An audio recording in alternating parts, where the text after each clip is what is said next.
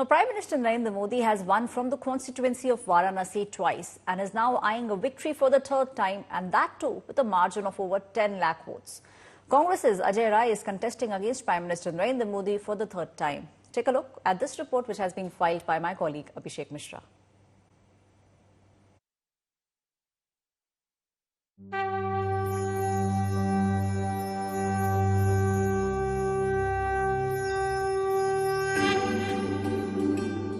Varanasi, also known as Banaras or Kashi, holds immense religious and cultural significance in the hearts of people across the nation.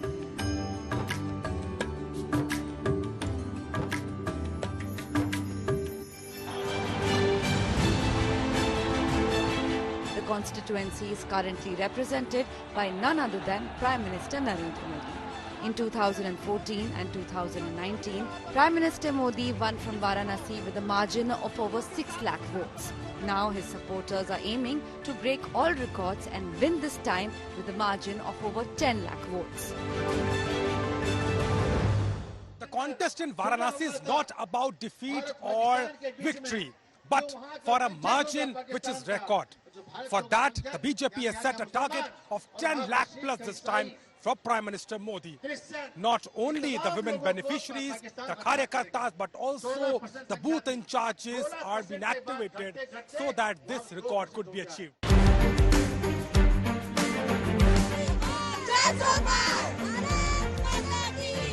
हमारे यशस्वी प्रधानमंत्री नरेंद्र मोदी जी तीसरी बार न केवल वाराणसी के सांसद बल्कि देश के प्रधानमंत्री होने जा रहे हैं। वाराणसी के गली गली में अब की बार 400 पार तो नारा चल ही रहा है, एक और नारा यहां पर चल रहा है, अब की बार 10 लाख पार, यानी जो लगभग 19.5 लाख मतदाता हैं वाराणसी के भाजपा कार्यकर्ताओं और यहां के जन सामान्य ने तय किया है कि इस बार उसमें से मोदी जी को 10 लाख के अधिक वोटों के अंतर से जिताना है।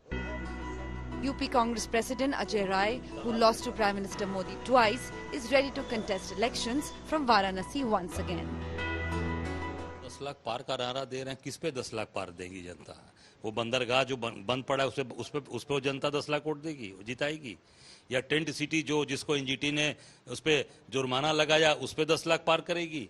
समझ में आ जाएगा चुनाव इस बार कहां खड़े हैं मोदी जी और कहां खड़ी है भारतीय जनता पार्टी। इस बार पता चल जाएगा कि 10 लाख पार है कि 10 लाख बाहर जाएंगे, इस बार बनास की जनता तय कर देगी।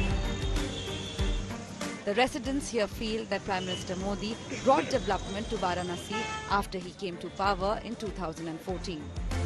इस बार क्या माहौल है? बनारस में प्रधानमंत्री की जीत को कहते हैं यहाँ तो तय है, यहाँ तो केवल रिकॉर्ड की बात होती है। बस वही चल रहा है, केवल रिकॉर्ड की बात। इस बार ज्यादा मार्जिन रहेगा मोदी जी का, एकदम एक नाम है केवल Modi. Modi is the best.